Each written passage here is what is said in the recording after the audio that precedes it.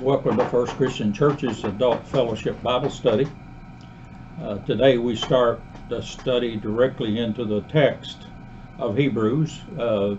Recall we've had 3 sessions already, which were a review of, overview, if you will, of Hebrews and an introductory material as the scholars present it anyway. My comments as we go into this text by verse and chapter will be heavily reflected by the comments that are in 3 commentaries. The commentary, that is commentaries on Hebrews, Fred Craddock's commentary, Peter O'Brien's, and Harold Attridge. All 3 of them have done a good job, just at different times, and I will be using their material a lot. Today's session will cover the first 4 verses, and I'll read it from the New Revised Standard Version.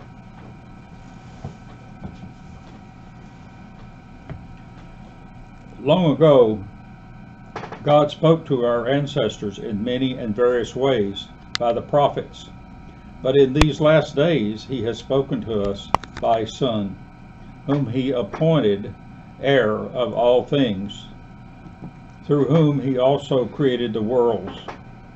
He is the reflection of God's glory and the exact imprint of God's very being, and He sustains all things by this powerful word. When He had made purification for sins, He sat down at the right hand of the Majesty on high, having become as much superior to angels as the name He has inherited is more excellent than theirs. I might add that scholars in various versions of the Bible, you'll see that the editors divide that, sometimes only the first 3 verses, sometimes they'll include verse 4 as the New Revised Standard did. Next week we'll include verse 4 with what we do with the rest of the chapter. The opening lines of Hebrews commands the reader's or listener attention and requires recall, scholars tell us. Notice that no time is spent on the sender, the author, the speaker, if you will, as we normally see in New Testament epistles. Most scholars have concluded that is because such is not needed. This is a sermon, after all, and not an epistle, and the speaker was either known to his audience or properly introduced to them. It likely became only an epistle, as we said in the introduction, when it became canonized several hundred years after it was written. These are carefully crafted sentences that encapsulate the many key themes that will be developed in Hebrew, says Dr. Harold Attridge at Yale University in his commentary. It is critically important to the understanding of Hebrews to catch the foundation and timing, he says, that's laid out here in verse 2. He says, in these last days. Those are the key words, he says. They establish both the mindset and the timing that the speaker is trying to address or wants them to reflect on.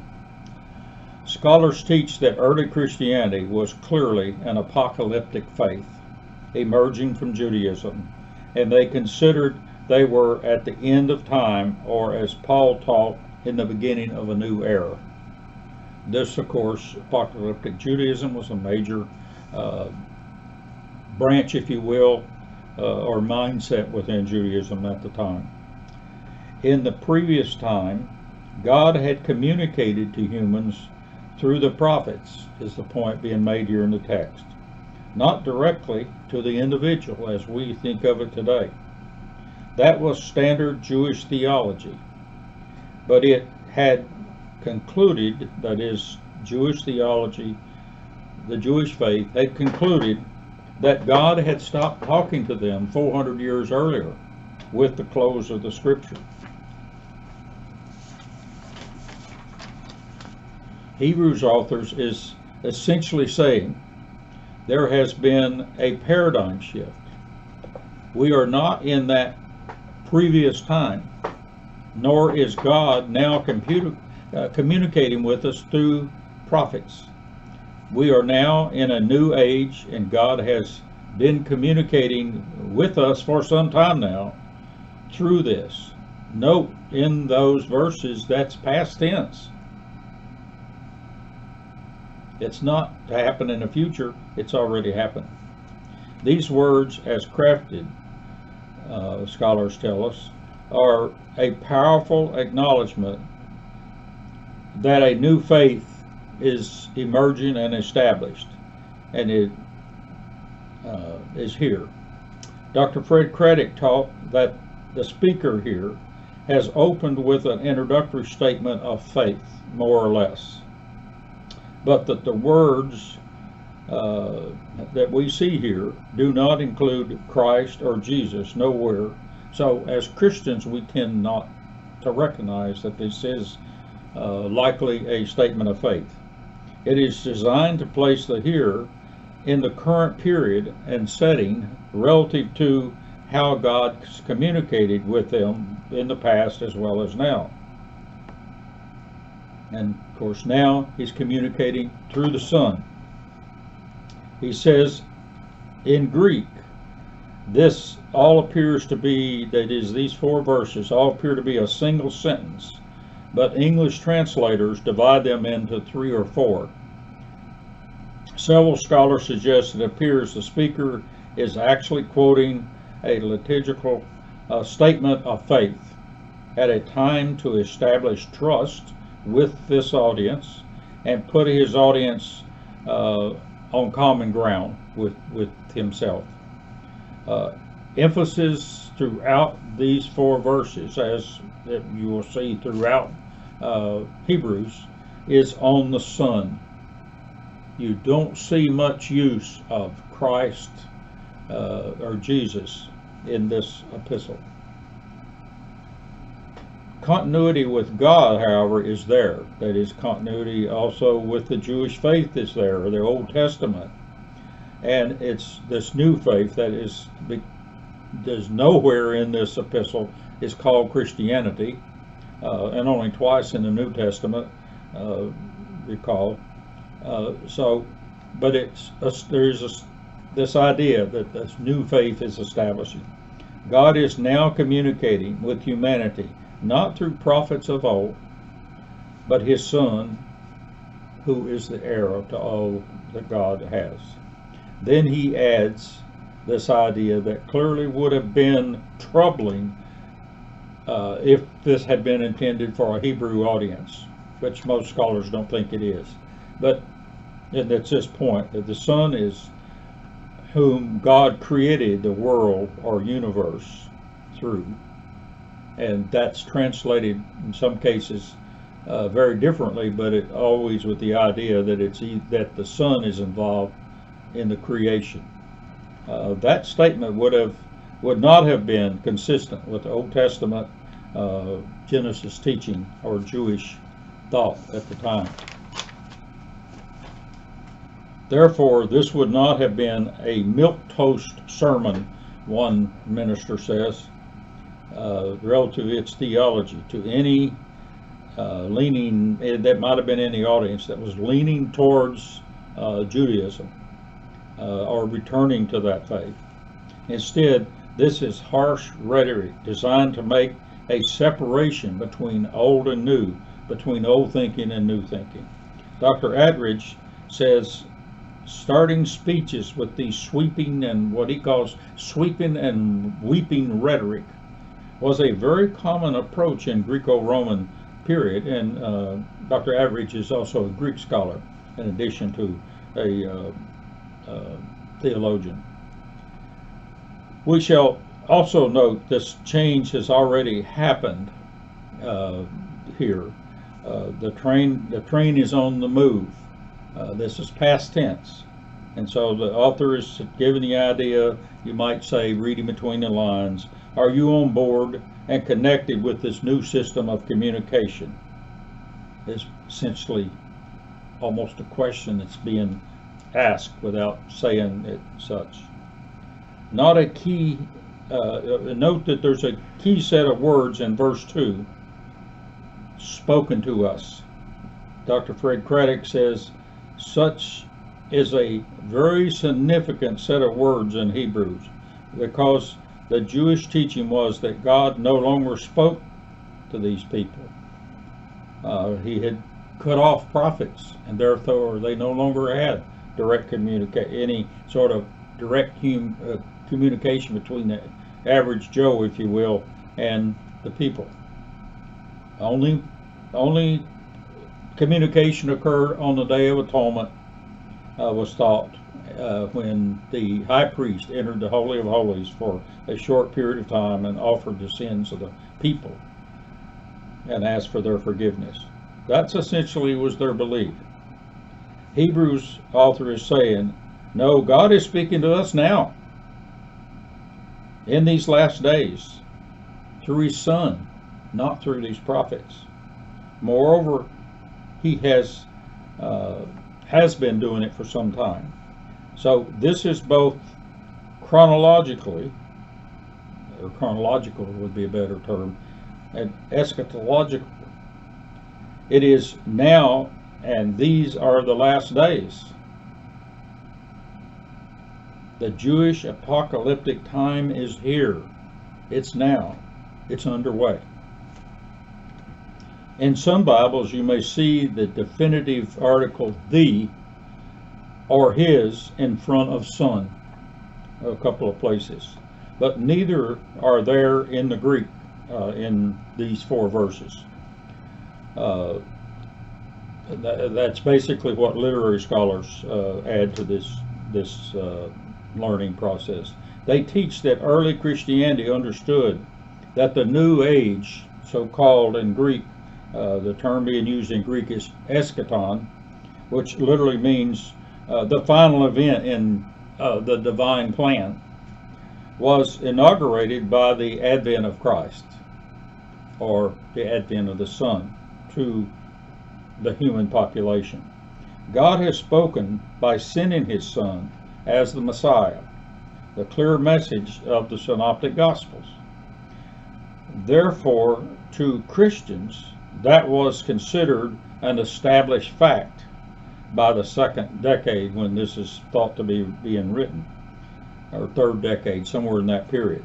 Therefore, in Greek, the definitive article can be, and usually is, omitted when you have such an assumption. In Greek, the literary scholars tell us, the presence of the definitive article "the" serves to identify and limit, while its absence serves to qualify, meaning as commonly understood or accepted. So you'll see in some translations clearly his Son, or the Son, there in places, but those are not there in the Greek. That's the point.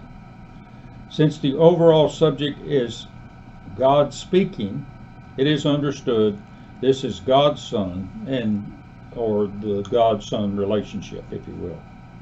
The author of Hebrews here presents 7 affirmations in verses 2 through 4 in describing the attributes of the Son as God's final and end-time agent. The term God appointed is understood to be the anointed one of the Old Testament, but here in the Greek they've used the term that we would translate in English, God appointed. Thus the Messiah in Hebrews, that is, this anointed one or appointed one, is what would be called the Messiah in Judaism or Hebrew, or Christ in the Greek and English. This is the same claim as John's Gospel, except for when it happened. But John is not written until 40 years later. So many scholars conclude that this concept is not just a later concept that occurs in several decades later, occurring in early Christianity, but it was a very early established concept. That is what John's teaching, but was early in Christian development, that's this general concept that John will write about later. It's here in a different form in Hebrews. Hebrews states the Son was exalted to the right hand after, catch that, after he made purification for sin. So scholars conclude the Father-Son concept is not always in the beginning as John taught it and writes of it. Paul clearly did not teach, as John did, that it was in the beginning. The evolving future role of Christ we will see this evolving Son, evolving Christ, if you will, role throughout Hebrews. It is part of the anticipation of faith of these people. The idea that the Son is divine wisdom is here, scholars claim.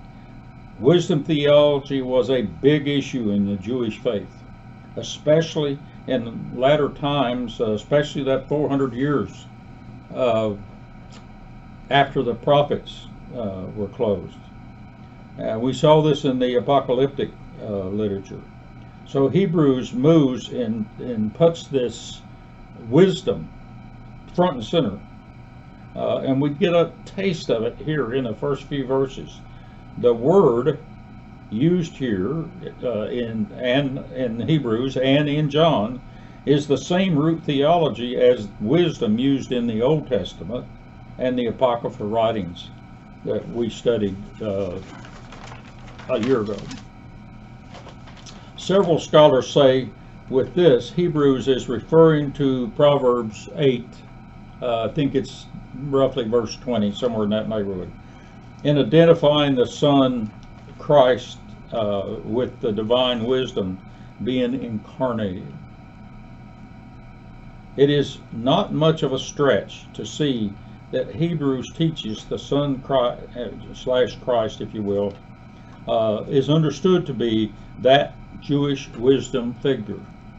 This concept that the Messiah would be such is clearly in the Apocryphal literature material. We saw hints of it in Baruch, the Wisdom book, and First Enoch. Wisdom is often portrayed as the radiance or the light from God. Therefore, several scholars conclude that in Hebrews, Christology is tied to wisdom, specifically this wisdom figure and concept of the Old Testament, but that wisdom has taken on something different. And here it's this concept that we'll see develop.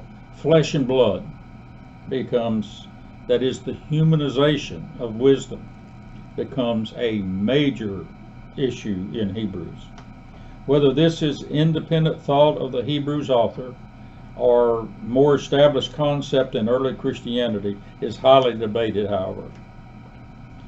There is a school of argument that says that what is in verse 3 and 4 was part of an early Christian hymn that this author has carefully crafted into his sermon. We'll see more of that next week.